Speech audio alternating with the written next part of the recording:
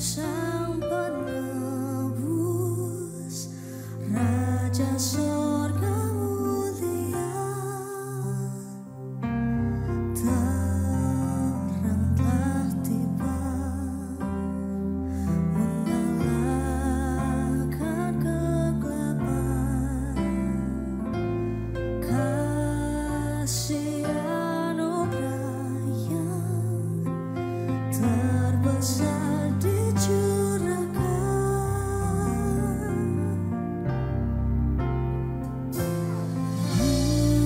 mengalir dari tempat maha tinggi.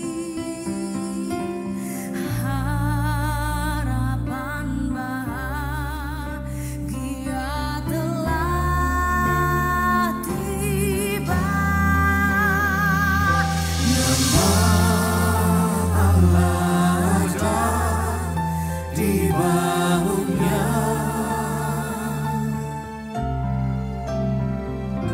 Yesus Kristus juru selamat dunia.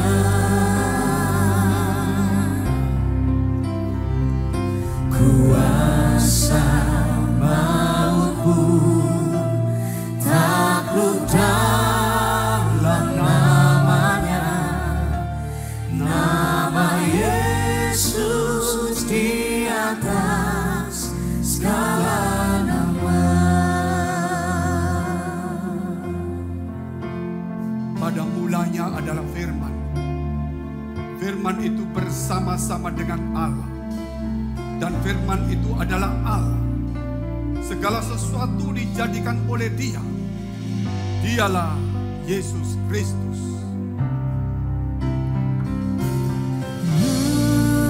Mengalir dari tempat maha tinggi, harapan bahagia telah tiba. Nama Allah ada di bahunya, Yesus Kristus juru selamat dunia.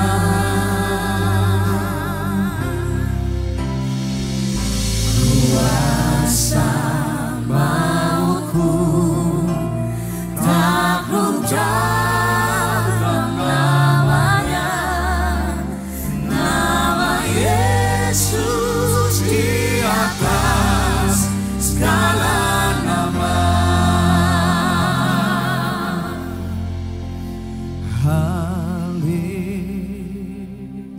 Haleluya, ku diselamatkannya. Haleluya,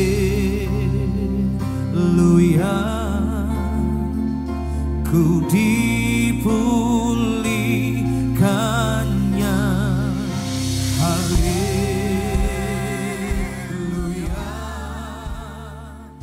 ku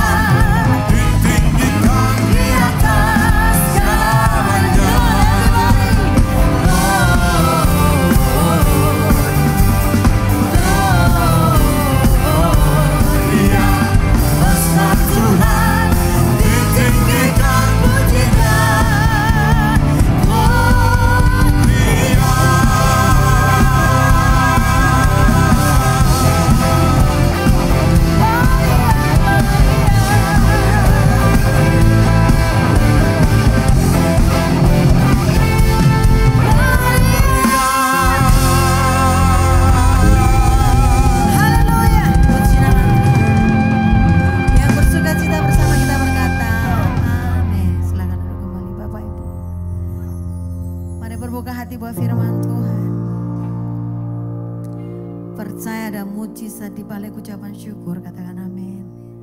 Haleluya.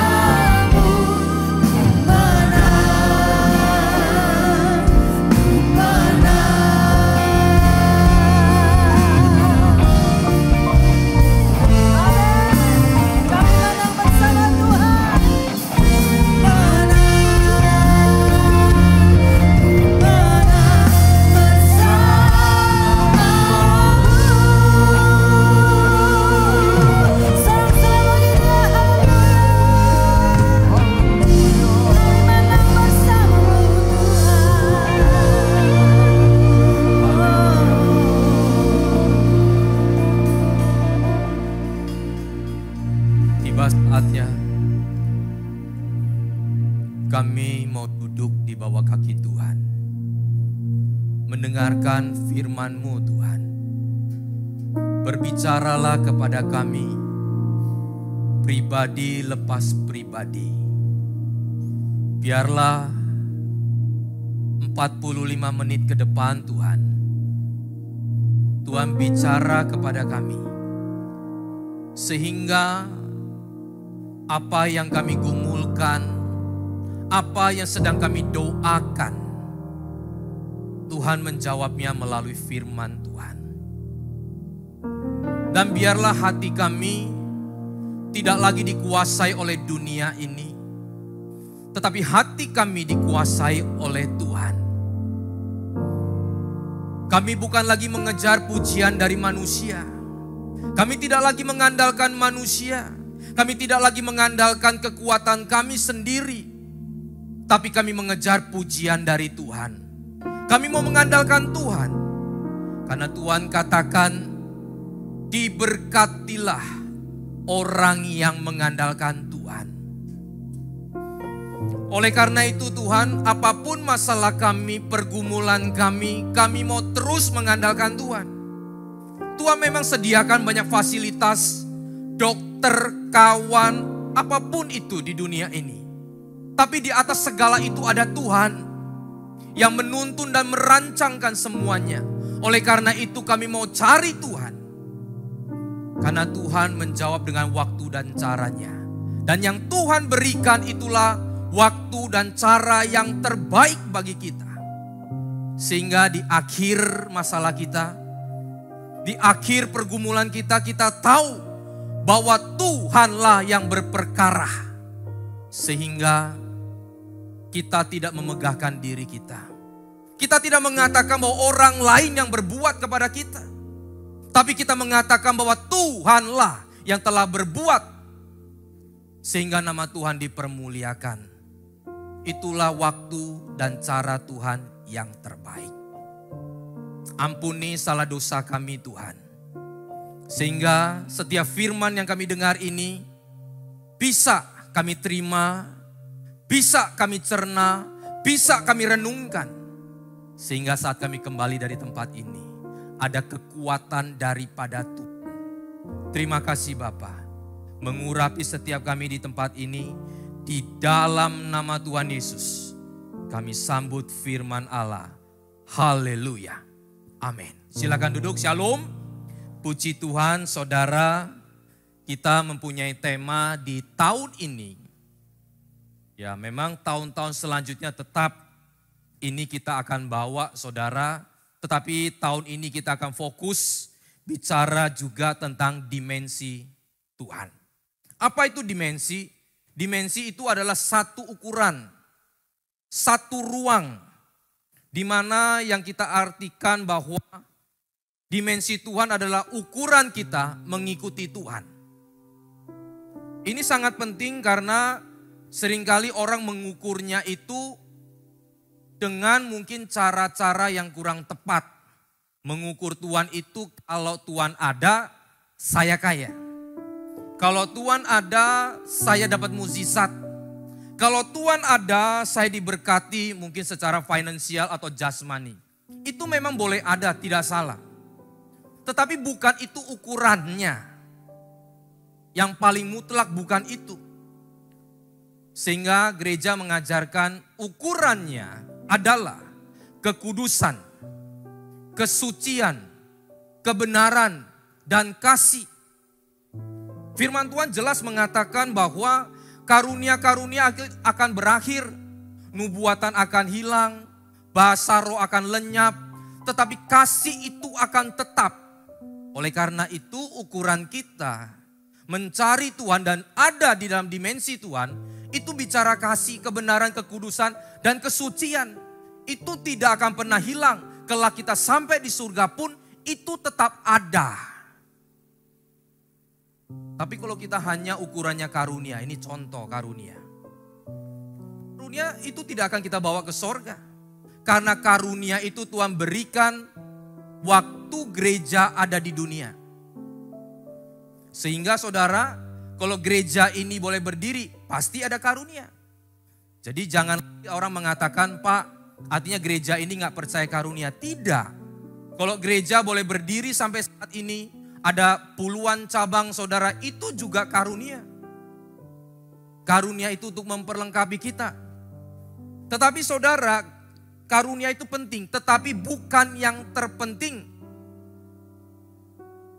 Mukjizat itu penting, tetapi itu bukan yang nomor satu, saudara. Firman Tuhan jelas juga mengatakan, waktu orang mengusir setan, ya, waktu Yesus mengusir setan, ahli Taurat ngomong begini, Dengan kuasa Beelzebul mana engkau mengusir setan? Artinya saudara, setan itu bisa mengusir setan yang lain kalau dia punya pangkat lebih tinggi. Tetapi yang menariknya, waktu Yesus mengampuni dosa manusia dikatakan dosamu telah diampuni. Ahli Taurat nggak ngomong dengan kuasa Beelzebul mana engkau mengampuni. Tapi yang dia katakan adalah kenapa, siapakah engkau berani menghujat Allah. Mengampuni, kesucian, kekudusan itu hanya datang daripada Tuhan. Sehingga saudara, karunia itu kalau kita tidak sertai dengan kesucian firman Tuhan dan kekudusan, maka karunia itu pun bisa ditunggangi oleh setan. Sehingga mohon maaf, banyak orang mendapat karunia saudara, tetapi karena tidak diimbangi oleh karakter Kristus, kesucian, kebenaran, maka saudara orang itu akhirnya mau menyamakan dirinya dengan Tuhan.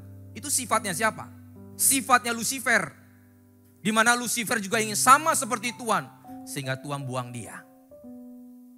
Oleh karena itu kebenaran, kesucian, kekudusan, kasih saudara. Itulah yang menjadi target kita. Nah hari ini saudara saya mempunyai subtema dari dimensi Tuhan adalah pujian dari Allah. Pujian dari Allah ini menjadi fokus dan target kita. Satu ketika saya waktu naik pesawat dari Jakarta, waktu itu saya tinggal di Jakarta, ada pelayanan ke satu kota. Begitu saya naik pesawat, saya seringkali ambil jendela. Ya, saya seringkali ambil jendela supaya tidak mungkin orang keluar masuk, saya ambil di jendela.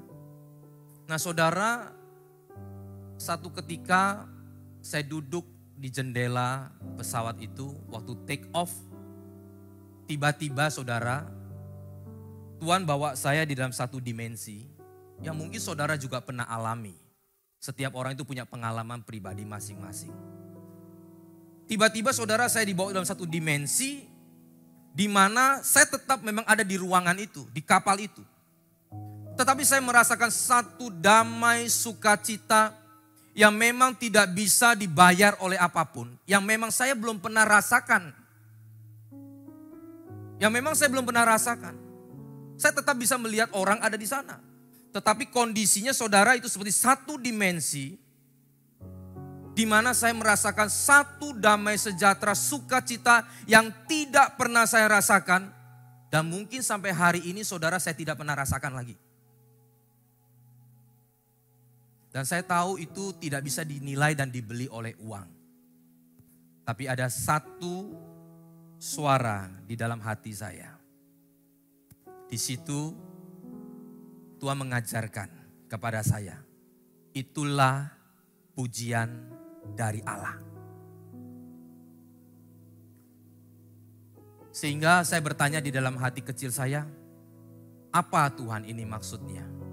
Pujian Allah ini apa maksudnya?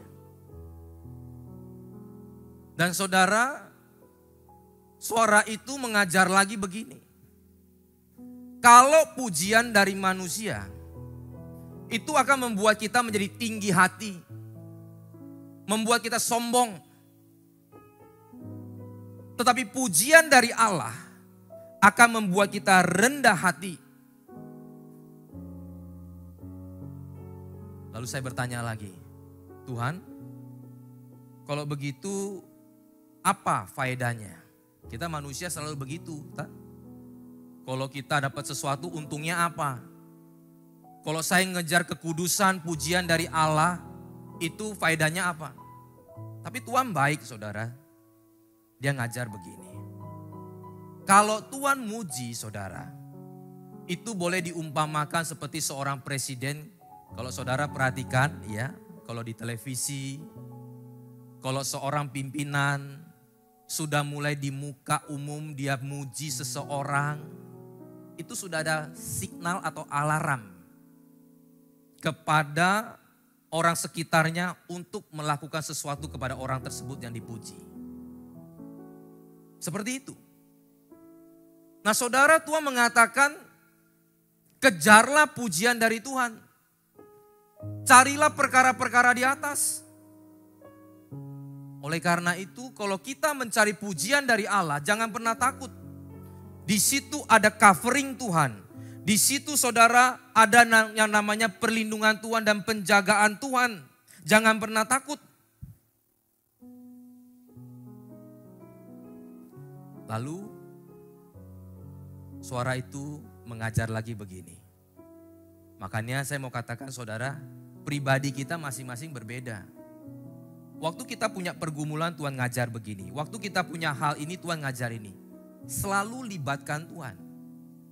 Saya tidak bicara ini berarti bahwa saya sudah dekat dengan Tuhan. Tidak. Tapi Tuhan sedang mengajar.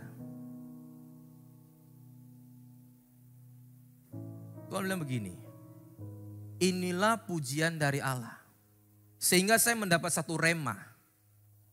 Kalau orang sudah merasakan pujian dari Allah, maka pujian dari manusia itu sudah tidak menjadi targetnya.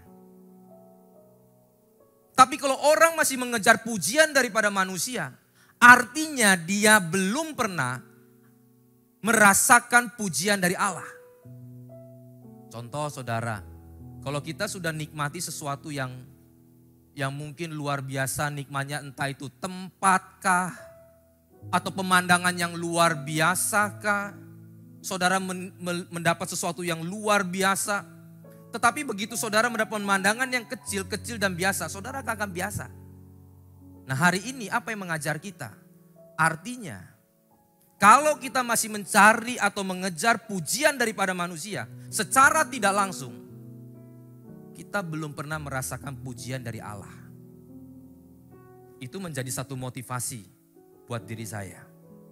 Sehingga saudara, target kita bukan lagi mengejar pujian daripada manusia, tapi pujian dari Allah. Katakan amin. Poin pertama, yaitu di dalam 2 Korintus 10 ayat yang ke-17 sampai dengan ke-18. Kenapa? Setelah itu Tuhan kasih saya satu ayat. Di dalam 2 Korintus 10 ayat yang ke-17 sampai dengan ke-18. Poin pertama yaitu pujian dari Allah membuat kita tahan uji.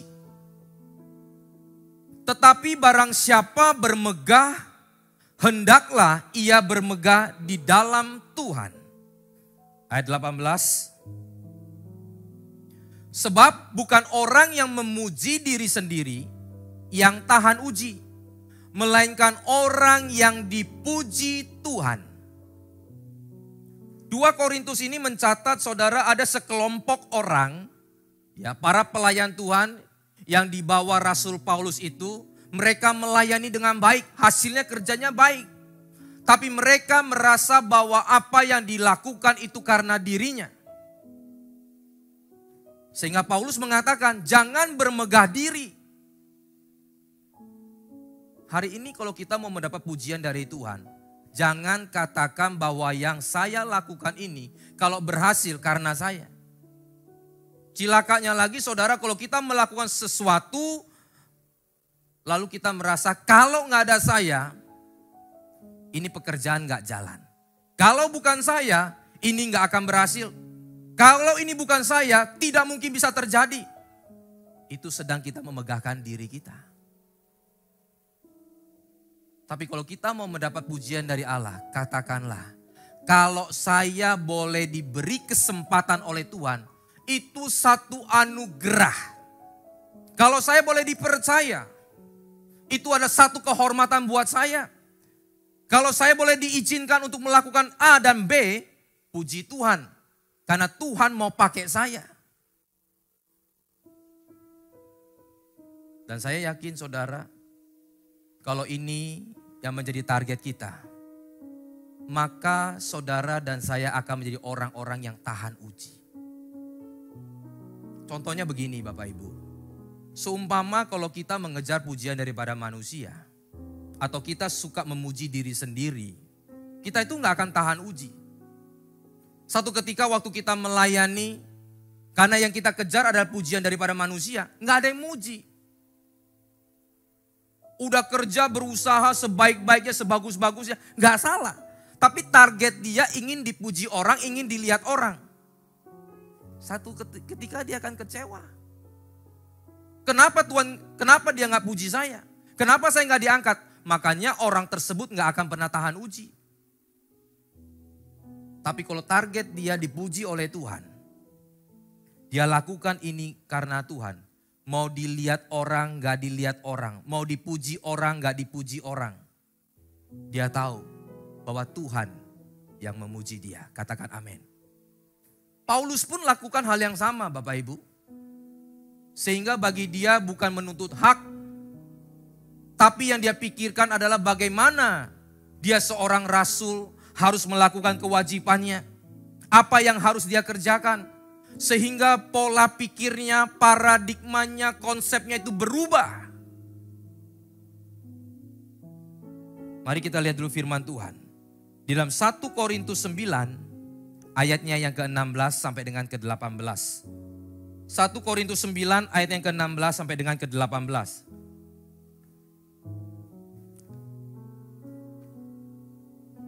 Karena jika aku memberitakan Injil, aku tidak mempunyai alasan untuk memegahkan diri.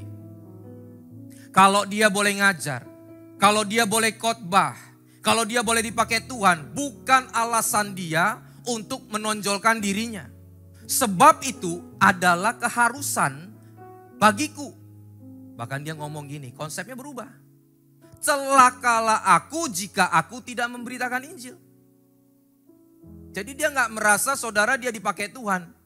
Tapi menjadi satu keharusan. Kalau dia gak lakukan tanggung jawab yang sudah diberikan, dia gak kerjakan, celaka dia. Karena apa? Karena targetnya bukan untuk memuji diri, bukan ingin dipuji orang, tapi dipuji oleh Tuhan. Otomatis konsepnya berubah. Ayat yang ke-17. Kalau andai kata aku melakukan menurut kehendakku sendiri, memang aku berhak menerima upah. Tetapi karena aku melakukannya bukan menurut kehendakku sendiri, pemberitaan itu adalah tugas penyelenggaraan yang ditanggungkan kepadaku. Ayat 18. Saudara perhatikan ini ayat 18. Kalau demikian, apakah upahku? Upahku ialah bahwa aku boleh memberitakan Injil tanpa upah. Artinya ada upah enggak Bapak Ibu? Artinya ada upah. Tapi upahnya bagi dia memberitakan Injil tanpa upah, itu upah. Luar biasa Bapak Ibu. Sehingga upah dia bukan terima bukan di bumi ini, tapi dia terima di sorga. Dan bahwa aku tidak lagi mempergunakan hakku sebagai pemberita Injil. Karena ayat-ayat sebelumnya mengatakan bahwa orang boleh hidup dari mesbah. Orang boleh hidup dari pemberitaan Injil. Itu sah. Tapi Paulus mau meningkatkan targetnya. Bukan sampai di bumi saja. Tapi dia mau targetnya sampai di sorga. Yaitu apa? Memberitakan Injil tanpa upah. Itu pun upah buat dia. Saya pikir kalau orang-orang bisa berpikir sampai seperti Paulus berpikir ini luar biasa. Pujiannya bukan lagi mengejar pujian manusia. Upahnya lagi bukan soal dia di dunia saudara, tapi di sorga. Apa yang terjadi di dalam hidupnya pun tidak lagi terlalu penting. Matanya yang gak sembuh, hidupnya saudara yang mungkin teraniaya, gak enak pun gak ada masalah buat dia. Bisa enak gak? Bisa. Tapi buat dia gak enak sekalipun gak ada masalah. Karena dia punya target. Upahnya di sorga. Saudara, kalau kita punya konsep seperti ini jangan kita berpikir, Pak kapan kesembuhannya? Pak kapan yang namanya berkatnya? Pak kapan untuk sayanya? Dengan cara kita berpikir seperti ini, maka kita sudah menjadi orang-orang yang diberkati oleh Tuhan. Karena ada di sini pola pikir. Kalau ini menjadi target kita Bapak Ibu, bukan berarti gak ada bisa sembuh. Tapi meskipun kita belum sembuh sekalipun, kita tetap menjadi orang yang bahagia.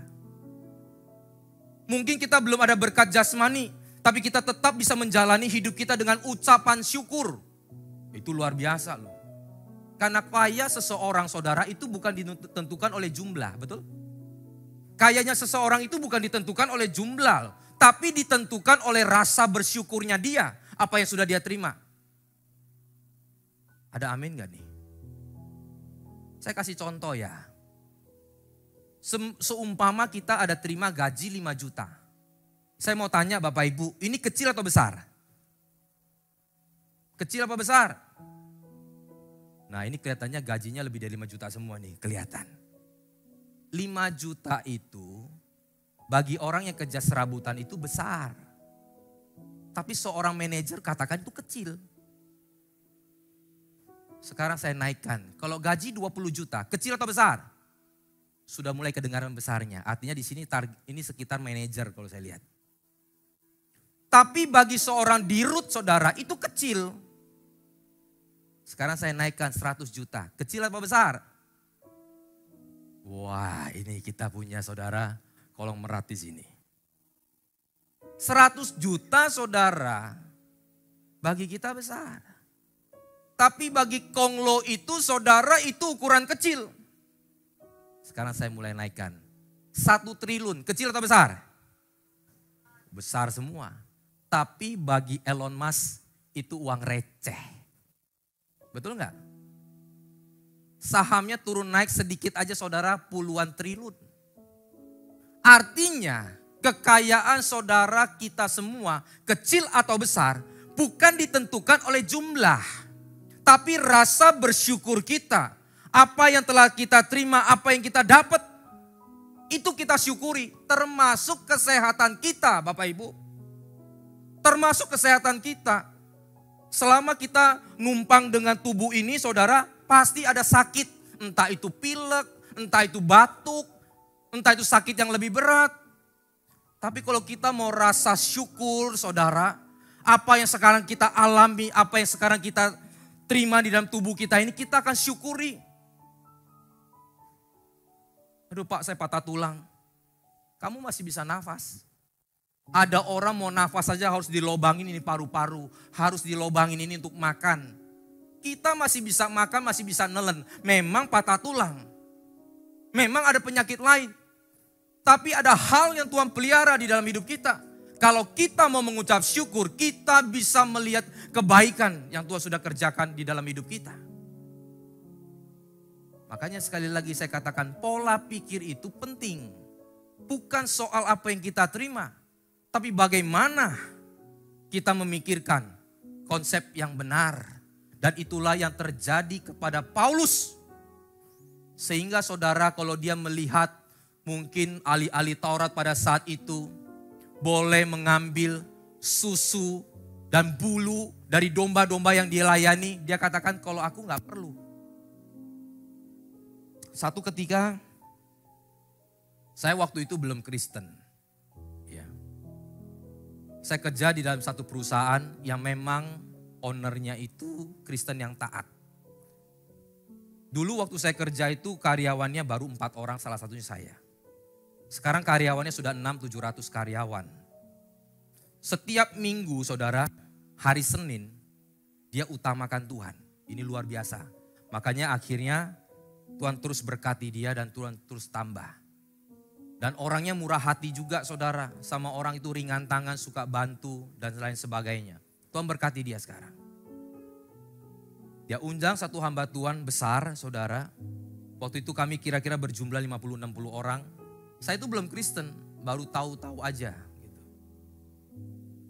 Tetapi yang gak pernah saya lupa sampai sekarang, hamba Tuhan itu ngomong begini. Kalian ini memang marketing dan pengusaha. Tetapi saya seorang pendeta, hamba Tuhan, itu lebih luar biasa. Pekerjaan yang luar biasa. Karena ada 5 hal. 2 saya lupa Bapak Ibu. Tapi 3 ini yang memang secara umum orang sering kejar. Dia katakan, kalau kami ini seorang hamba Tuhan, satu, keliling dunia gratis. Karena dia ke Amerika, ke Eropa, kemana diundang saudara. Saudara bisa bayangkan toh, ini kelas bukan kelas ecek-ecek ini. Kalau sudah ke Eropa, ke Amerika, sampai ke benua lain dan sebagainya. Gratis katanya. Kalau saya diundang, hotel bintang 5 gratis. Makan di hotel berbintang gratis. Saya waktu itu masih bodoh saudara. Ya sekarang juga gak pinter-pinter banget. Saya bisa berpikir kenapa kok seorang hamba Tuhan pendeta ukurannya seperti itu. Apakah orang Kristen seperti itu? Kalau pemimpinnya aja begini, apalagi bawahannya. Pasti orang Kristen seperti itu. Saya judge-nya begitu pada saat itu. Sehingga saya makin kecewa dan tidak mau jadi Kristen. Tapi karena kebaikan Tuhan, anugerah Tuhan, Tuhan tangkap saya. Sehingga saudara sekarang firman Tuhan yang saya pelajari salah satunya adalah Korintus ini. Saya baru tahu saudara, rupanya itu oknum. Makanya saudara kita jangan mengukur sesuatu itu dengan oknum. Tapi ukur dengan ajarannya. Kalau kita mau ukur pribadinya atau tokohnya, ukur Yesusnya. Itu yang menjadi standar kita. Bukan manusia. Kalau saudara menjadikan manusia sebagai standar kita, maka kita akan kecewa. Ada dua kemungkinan, jatuhnya ke atas atau jatuhnya ke bawah. Jatuh ke bawah begini. Wong dia aja begitu, sudah jadi Kristen, sudah lama Kristennya, hidupnya begitu. Kalau begitu saya hidup kayak begini gak apa-apa. Itu jatuhnya ke bawah. Dia gak berubah jadi baik. Karena ukurannya, standarnya manusia. Tapi jatuhnya kalau ke atas saudara, dia menghakimi. Lebih baik gua. Daripada dia sudah pelayanan, masih begitu hidupnya. Jadi saudara akhirnya jatuhnya ke atas. Sombong rohani. Tapi hari ini, kalau ukuran kita pribadi Yesus itu sendiri, maka saudara kita akan terus berubah, akan lebih baik dan menjadi lebih baik. Katakan amin. Waktu saya masuk di gereja BES, saya baru melihat hamba-hamba Tuhannya saudara. Lalu gembala senior pernah mengatakan begini, kalau kamu diundang orang, jangan pikir makannya yang gratis. Kalau bisa waktu ditanya minum teh tawar. Itu sudah menjadi rahasia umum. Tapi ada orang yang baru bergabung, saudara nggak tahu. Kadang-kadang diundang orang, waduh pesennya jus. Glok, saudara minum, taruh pesan lagi jus. Glok, saudara. Jangankan Kristen, orang dunia saja melihat ini orang gak punya etika. Memanfaatkan aji mumpung saudara. Saya tidak katakan kita tidak boleh minum jus. Tapi kalau kita keluar beli sendiri pakai uang sendiri silakan gak masalah. Mau main 3 gelas, mau minum 3 gelas, 4 gelas silakan. Lalu kalau tadi dikatakan keliling dunia gratis, ini rupanya hamba Tuhannya saudara, kalau terbang bayar sendiri. Ada yang bayar 50%, ada bayar 20%, sesanggupnya berapa. Tapi jangan berharap minta gratisan. Saya lihat ada perbedaan-perbedaan. Sehingga saya tahu bahwa inilah ajaran yang Tuhan ajarkan kepada kita. Karena Paulus sendiri mengatakan celakalah kalau aku tidak memberitakan Injil. Jadi Injil itu saudara menjadi tanggung jawab kita, keharusan bagi kita. Bukan melalui Injil itu kita mengambil keuntungan. Injil kita dapat itu dari Tuhan itu free. Firman Tuhan yang Tuhan kasih rema itu free. Masa kita saudara hargai firman Tuhan itu? Kalau kita hidup dari sana nggak masalah, memang itu kerjaannya. Tapi jangan hargai firman Tuhan dengan nominal ini. Kalau kamu mau dengar firman saya harus sekian, harus sekian. Ya mungkin ada orang Pak memang kelasnya beda, saya tahu. Tapi saya lihat nggak semua orang begitu. Dan saya juga saudara karena gereja sudah berjalan belasan tahun. Ada hamba-hamba Tuhan yang memang luar biasa, humble. Dipakai Tuhan luar biasa tetap saudara Dia tidak menilai khotbahnya, talentanya itu dengan nilai segitu. Dan akhirnya saudara, kita melihat orang ini lebih luar biasa. Kita lebih respect. Apalagi Tuhan. Katakan amin. Oleh karena itu pujian itu harus datangnya dari Tuhan. Yang kedua kita lihat di dalam Roma 2 ayat yang ke-29. Roma 2 ayat yang ke-29.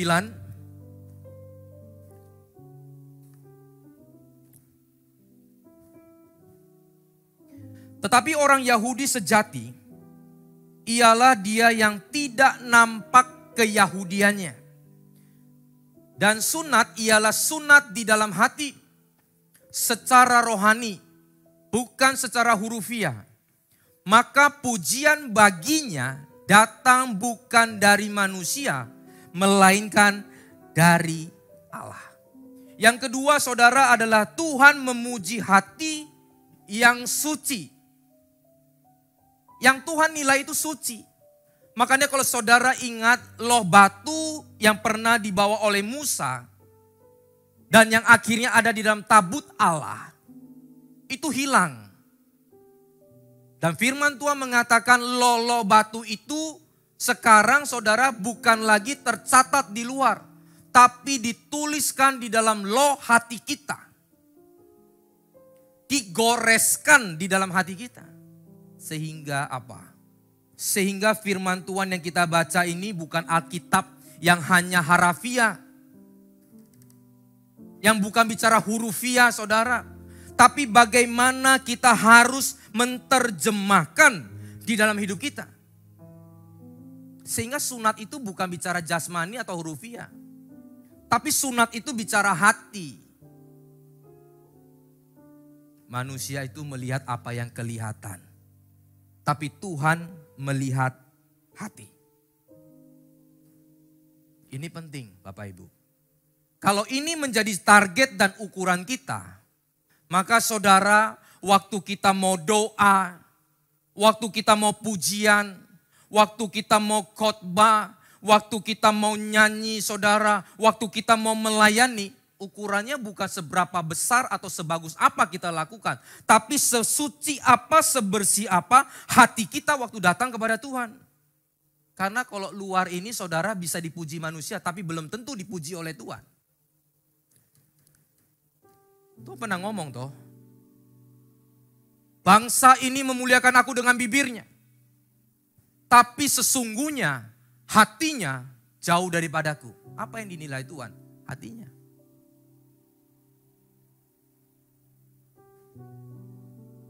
Tuhan pernah tegur ahli Taurat. Jikalau engkau berdoa, jangan berdoa seperti orang munafik. Munafik itu topeng maksudnya. Di luar kelihatannya bagus tapi dalamnya penuh dengan rampasan, iri hati. Ingin dipertontonkan, ingin ditunjukkan kepada orang lain. Kalau kamu berdoa memuji Tuhan jangan di persimpangan-persimpangan jalan. Masuklah ke dalam kamarmu, kuncilah pintu, maka Bapakmu di sorga akan mendengar dan membalasnya kepadamu. Jadi saudara, doanya yang salah, pujiannya yang salah, atau hatinya? Pujiannya gak pernah salah. Gereja tidak pernah anti dengan pujian. Bukan doanya yang salah. Gereja tidak pernah anti dengan doa. Kita ada doa pagi, ada doa malam. Kita bukan tidak senang dengan pujian, ada pujian. Tapi yang harus diperbaiki hatinya. Tidak seperti ahli Taurat pada saat itu Bapak Ibu. Mereka mau doa, tunggu. Kalau kita dulu masih Kristen awal-awal doa atau tulus langsung saudara. Tapi kalau sudah beda saudara, kita mau kelihatan rohani, doanya itu seperti ahli Taurat. Jam berapa doa nih?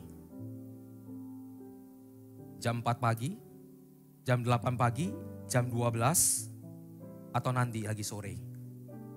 Begitu saudara dia lihat matahari, wah ini jam doa nih, jam 12. Sebentar lagi bayangan udah mau nyampe. Dia sengaja berdiri di persimpangan jalan di pasar-pasar yang memang pada saat itu tempat keramaian saudara. Dia angkat tangan. Dia berdoa kepada Tuhan supaya mau menunjukkan keagamaannya. Di situ Tuhan tegur. Kalau kamu berdoa seperti itu seperti orang munafik. Lalu dia bertele-tele saudara. Lebih panjang-panjang supaya ingin dilihat orang. Jadi bukannya orang Kristen bukannya boleh atau nggak boleh doa panjang. Saudara lagi punya pergumulan, mau doa setengah jam, 20 menit, 1 jam, sekalipun silakan. Gak ada masalah. Tapi yang terjadi sama ahli Taurat ini dia panjang-panjang ingin dilihat orang. Kalau kita punya pergumulan, doa sama Tuhan. Kita mau doakan siapa? Bahkan kita tahu gembala-gembala kita, pekerjanya dia doakan, jemaatnya dia doakan. Itu kalau dikumpul-kumpul saudara bisa 30 menit. Terus kita dikatakan bertele-tele doa panjang-panjang. Tuhan tahu Pak hati saya. Tuhan tahu tapi gak ada yang ngingetin kita Bapak Ibu. Tapi kalau kita doakan nama orang tersebut, maka Tuhan mengingatkan kita. Mungkin Tuhan ingatkan bagaimana cara menolongnya, bagaimana cara way out-nya dan sebagainya. Sehingga Tuhan katakan pada ahli Taurat pada saat itu, masuk ke dalam kamar, kunci pintu. Memang pada saat itu ada kamar-kamar khusus yang memang dibangun di rumah saudara. Masuk ke kamar doa itu. Supaya kamu doa itu bukan ingin dilihat orang, tapi hubungan pribadi kamu dengan Allah. Sehingga Yesus mengajarkan, panggil Bapa. Ini satu hal yang luar biasa. Kenapa? Karena Tuhan menilai hati. Dan Tuhan menilai tindakan kita. Tuhan juga pernah memuji saudara. Di mana seorang perwira yang baik hati. Dia memikirkan bawahannya yang sedang sakit. Saudara lihat. Tuhan pernah memuji seorang perwira. Yang memang saudara bukan Israel. Tapi dipercaya saudara, dia menganut mungkin agama Yahudi. Kenapa? Karena perwira tersebut terkenal suka membangun rumah ibadah Yahudi. Kalau pembangunannya itu diterima, uangnya diterima sama orang Yahudi, artinya dia satu kelompok. Karena Yahudi itu ketat. Kalau you bukan satu kelompok, dianggap dia nyumbang haram. Tapi karena perwira ini bisa membagikan atau menyumbang uangnya untuk membangun rumah ibadah, dipercaya dia ada orang Yahudi. Maksudnya agama Yahudi. Apa maksud saya di sini? Tuhan menilai itu saudara dari hati orang tersebut.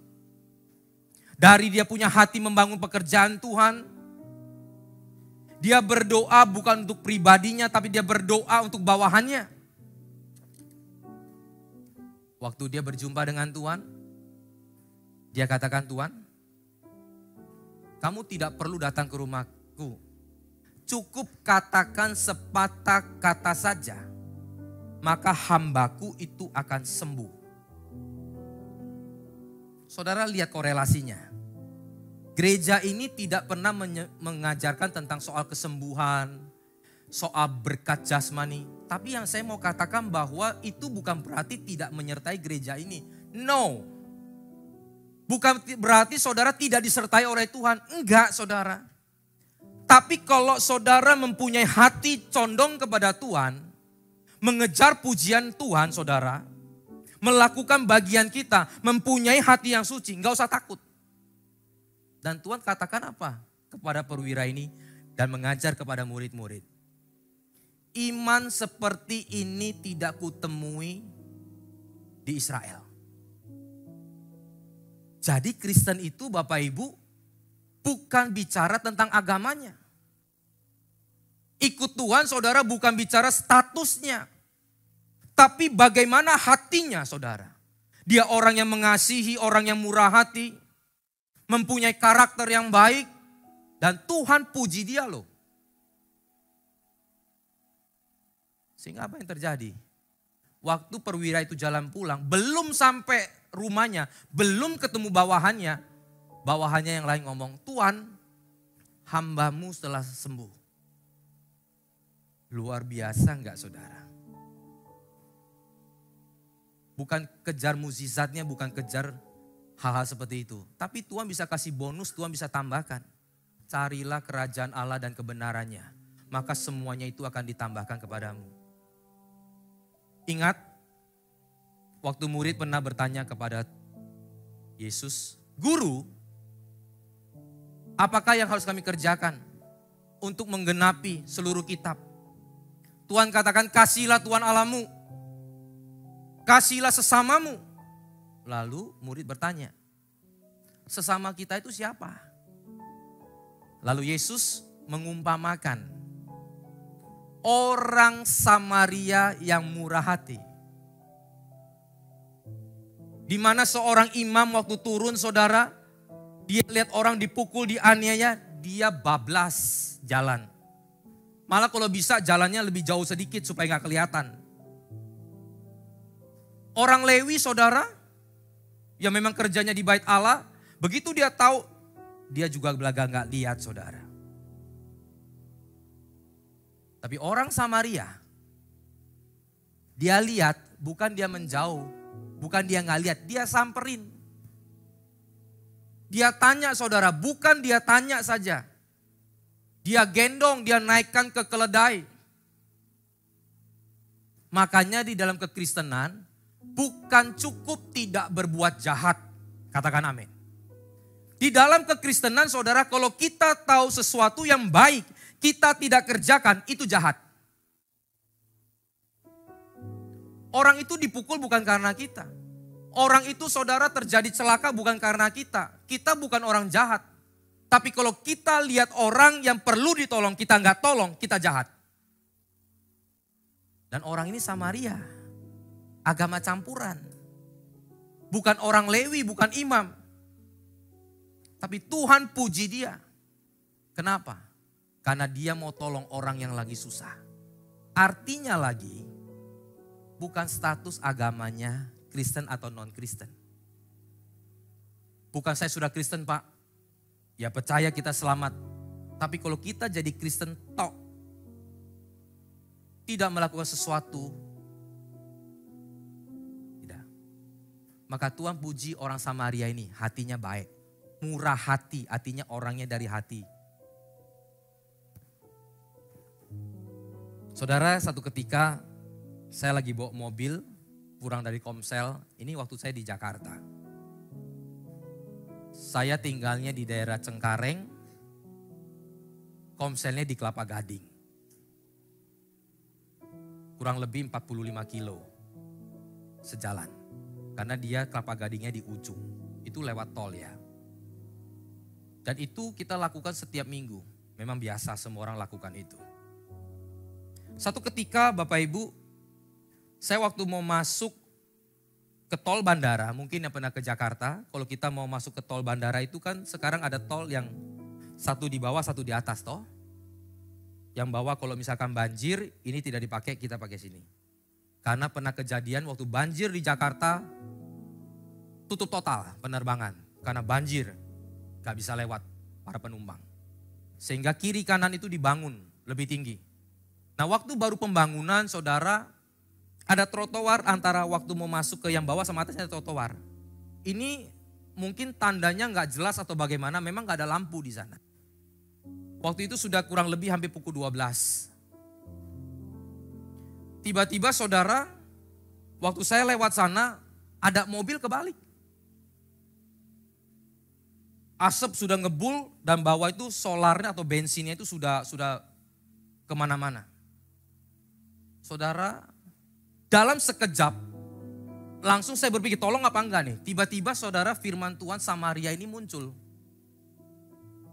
Kalau imam dan Lewi, dia melengos. Nah, melengos bahasa Ibrani. Laga gak lihat, set. Tapi saya mau katakan firman Tuhan itu lebih cepat dari waktu dan ruang. Gak sempat mikir, langsung itu tiba-tiba set, langsung rem. Set nepi Bapak Ibu. Karena firman itu, hitungan sekian detik. Dan situ saya rasakan bahwa firman itu tidak bisa dibatasi oleh waktu dan ruang. Secara waktu kita bisa ngitung, injak remnya 1 detik, berhentinya 3 detik. Tetapi saudara secara dimensi yang lain itu gak bisa dihitung. Set, langsung menggerakkan kita, langsung berhenti. Dan saya tahu itu bukan kekuatan dari saya. Kalau dari saya belakang gak lihat. Toh juga kita pernah lihat orang kecelakaan, benar gak? Kita juga jalan karena ada kepentingan dan satu hal yang urgent juga. Tapi saya tahu karena firman Tuhan itu yang bekerja dan menggerakkan di dalam kita, saya berhenti. Saya ngintip, mobilnya sudah kebalik, roda sudah di atas. Gasnya itu sudah nyangkut, asap sudah kemana-mana, bawah sudah bensin. Ini kan kita sering nonton film, apa yang terekam ini sebentar lagi meledak nih. Waduh, gosok-gosok saudara, maju enggak. Tapi Tuhan itu pakai orang lain juga saudara, ada yang berhenti. Wih, orang itu lebih berani dari saya saudara. Jangan-jangan orang Samaria nih. Wah, ini imam saudara. Wah, firman itu gerakin lagi. Akhirnya dia deket, saya juga deket saudara, kalah gengsi toh. Wah, lihat orang gak ada, sama sekali gak ada orang. Akhirnya kita punya ini, pecahin kaca. Pecah kacanya saudara, rupanya bapak itu sudah lemes. Orang tua saudara masuk di bawah kolong begitu, ketutup gak kelihatan. Akhirnya kita masuk begini baru kelihatan, kita tarik dia keluar. Hidung sudah berdarah, kuping sudah berdarah. Memang itu tidak jauh dari gardu tol. Ya, akhirnya kita panggil, datang saudara, saya tinggal.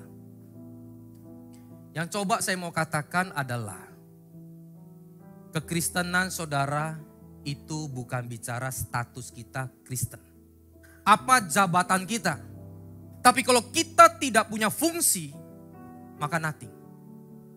Samaria bukan seorang Yahudi. Makanya Paulus tadi katakan, bukan dinilai dari keyahudiannya, tapi Yahudi yang sejati adalah sunat di dalam hatinya. Hatinya.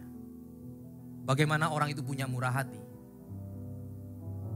Tapi saya percaya, semua yang menggerakkan itu datangnya dari Tuhan. Saya tutup dengan satu kesaksian saudara. Semoga ini bisa menguatkan kita. Di mana saudara harus pahami dan saya pahami. Bahwa kalau gereja pengajaran itu mengajarkan kita konsep-konsep tentang kebenaran, kekudusan, kesucian, kasih, berbuat baik, targetnya pujian dari Allah, jangan pernah takut. Apakah kalau saya nggak bicara mujizat nggak terjadi? No. Artinya Tuhan itu dibatasi dengan pikiran kita dong. Artinya Tuhan itu dibatasi dengan ajaran kita dong. Tidak. Tuhan itu mau melakukan, saudara dia mau melakukan mujizat apapun, itu kehendaknya, kedaulatannya. Tapi yang dia mau lihat adalah kita anak-anaknya ini loh. Jadi Kristen, ikut dia, kenapa? Dan mau kemana? Itu yang dilihat. Sekarang saudara kalau kita punya anak saja, cari papa kalau cuma mau cari permen, cari gak uang-uang saku saudara, ingin uang-uang itu aja. Hati kita bagaimana? Tapi kalau anak kita rajin, bagus, jujur, punya hati yang bagus saudara, taat sama orang tua, hormat sama orang tua. Hati bapak mana saudara yang tidak mau memikirkan anaknya ini mau jadi apa? Dan memang itu yang ditempa di dalam hidup kita semua, termasuk saya di gereja ini. Kalau doa bukan bicara lagi tentang kesembuhan. Kalau doa bukan lagi bicara tentang materialistis. Tapi sekali-sekali boleh, silakan. Satu ketika saya sakit. Amandel. Sakit ini bukan dari kecil. Dari waktu saya mulai pelayanan 30 lebih lah. Kira-kira 5 atau 7 tahun yang lalu. Pastinya saya sudah lupa. Amandel itu saudara sudah mulai rusak, sudah mulai hancur. Boleh saya katakan mohon maaf, sudah mulai busuk. Sudah 2-3 tahun. Antibiotik itu sudah jadi langganan saya. Pokoknya kalau lagi panas dalam, ya, lagi makan gorengan atau apapun itu muncul. Apalagi kalau habis begini-begini teriak-teriak saudara, pasti merah, kalau minum es pasti. Singkat cerita saudara, Saya doa minta sembuh gak sama Tuhan? Saya minta. Tuhan kalau boleh sembuh. Tapi saya tetap kerjakan apa yang mesti saya kerjakan. Doa sama Tuhan gak disembuhkan. Kalau gak disembuhkan Tuhan, saya minta kekuatan. Tapi saudara, saya mulai berpikir, amandel kalau gak berfungsi, itu dibuang aja. Saya baca dari, ya kita kan punya Mbah Google toh. Cari, kalau sudah gak berfungsi ya buang aja. Karena itu untuk menahan virus. Singkat cerita Bapak Ibu, saya mulai pelayanan dan satu ketika, satu malam saudara, saya bangun dari tidur saya. Tapi bangun ini bukan jasmani. Ini sungguh saya katakan Bapak Ibu. Saya bisa melihat tubuh saya sendiri dan istri saya di sana. Masih puji Tuhan istri saya di situ. Bukan istri orang. Saya lihat tubuh saya lihat. Lalu saya muntahkan sesuatu dari mulut saya. Keluar satu gumpalan. Karena keluar itu saya kaget. Waktu kaget saya bangun. Nah ini baru tubuh jasmani. Saya mulai kiri kanan apa nih? Karena itu masih subuh Bapak Ibu saya tidur lagi. Tapi saya akan pastikan ingat-ingat. Nanti besok pagi saya bangun. Karena kalau orang tidur ngantuk kan begitu. Besok pagi betul saya bangun. Saya mulai ingat-ingat ada sesuatu yang saya buang dari mulut. Ya, saya ingat semalam itu waktu saya pelayanan ke rumah sakit KKR Natal. Itu saya punya amandel 2 itu lagi bengkak dan mohon maaf sekali lagi sudah lubang-lubang dan sudah gak jelas gitu. Begitu saya lihat di cermin, saya nyalakan senter dari HP saya. Saudara, itu amandel kecil dan hilang semuanya dalam sekejap. Beri kemuliaan untuk Tuhan. Sekejap. Itulah yang saya tahu hari ini bahwa itulah kesembuhan ilahi. Yang bukan dihitung nanti 3 hari atau 4 hari. Ada kesembuhan by proses. Tuhan pakai obat, Tuhan pakai dokter, betul. Tapi Tuhan waktu itu buat satu mukjizat saudara. Amandel yang sudah hancur hari itu juga hilang saudara. Dan saya pikir yang mau operasi buang tidak jadi buang. Dan amandel saya masih utuh. Dan puji Tuhan sampai hari ini tidak ada masalah. Tapi saya tidak mau mencobai Tuhan, hidup tetap harus hati-hati. Yang saya mau coba katakan di sini sekali lagi yang saya mau tekankan. Kalau kita bicara kekudusan, hati yang suci, hidup yang benar kepada Tuhan, mengejar pujian dari Allah, bukan dari manusia. Bukan berarti tidak ada penyertaan Tuhan, tidak ada perlindungan Tuhan. Terbukti dari perwira yang baik hati itu saudara. Jalan dibuka, kesembuhan terjadi, mukjizat turun, ada berkat-berkat Tuhan yang menyertai. Tapi semua itu karena kedaulatan Tuhan. Karena Tuhan yang sudah atur hidup kita. Jangan pernah takut. Mari kita bangkit berdiri, kita akhiri firman Tuhan.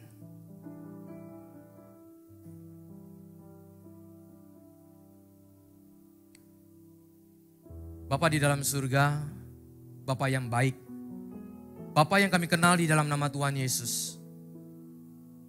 Kami mau rubah cara berpikir kami, paradigma kami. Di mana Tuhan ajarkan bahwa kejarlah pujian daripada Tuhan. Tuhan mengasihi orang-orang yang suci hatinya. Dan Tuhan katakan, berbahagialah, diberkatilah orang yang suci hatinya. Karena dia akan melihat Allah. Melihat Allah artinya dia akan punya pengalaman pribadi dengan Tuhan.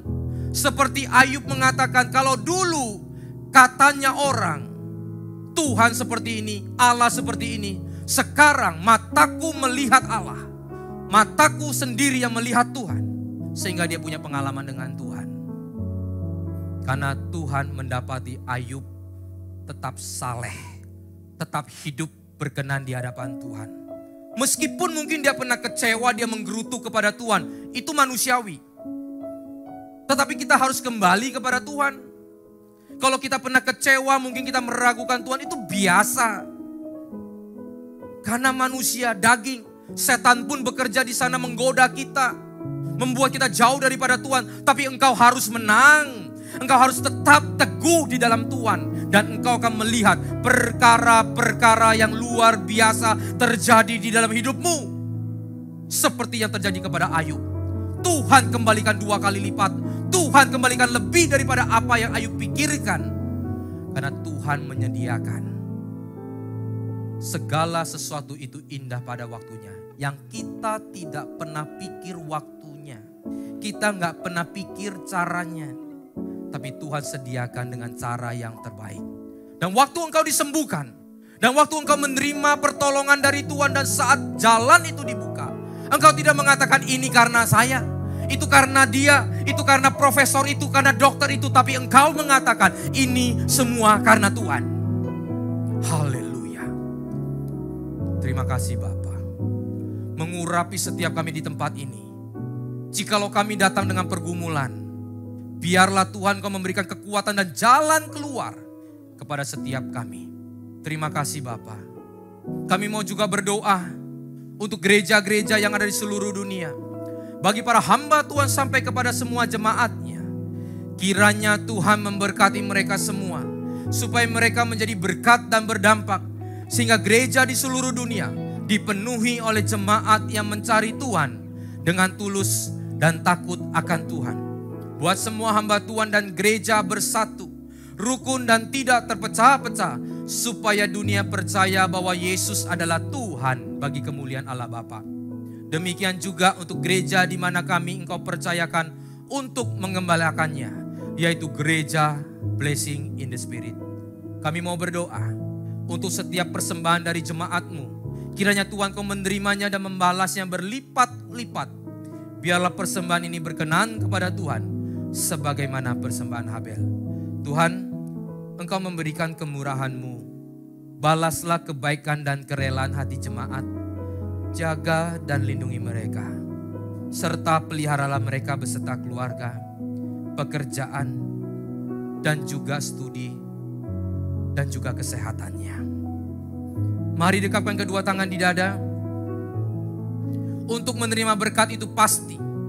Kalau Tuhan membuka jalan, tidak ada satu orang pun yang dapat menutupnya. Jikalau Tuhan sudah merencanakan, tidak ada satu orang pun yang dapat menggagalkannya. Tapi Tuhan minta, hati itu harus dijaga. Oleh karena itu firman Tuhan katakan, jagalah hatimu dengan segala kewaspadaan. Karena dari situlah terpancar kehidupan. Jemaat yang dikasihi Tuhan, jadilah berkat dan terimalah berkat rahmat anugerah dari Allah Bapa di surga. Di dalam Putra Tunggalnya Yesus Kristus yang telah mati bagi dosa-dosa kita. Dan Dia bangkit pada hari ketiga sehingga kita sembah Tuhan Allah yang hidup. Iman kita bukan kepada Tuhan yang mati. Dia naik ke sorga dan menyediakan tempat bagi kita. Dan Dia akan kembali kedua kalinya menjemput gereja dan umatnya yang berjaga-jaga, kudus, dewasa, bijaksana, serta menghakimi dunia.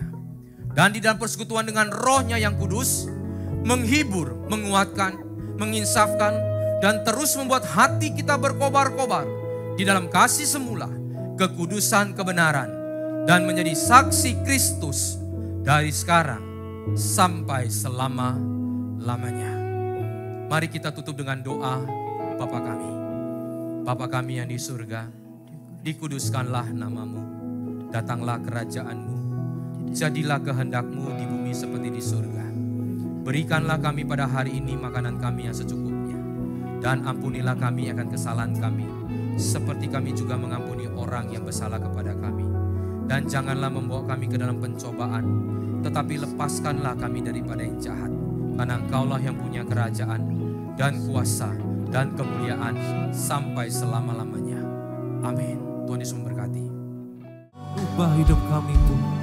Ubah hidupmu, ku bawa kepadamu Tuhan, sebagai persembahan yang hidup sampai Angkat suaramu, katakan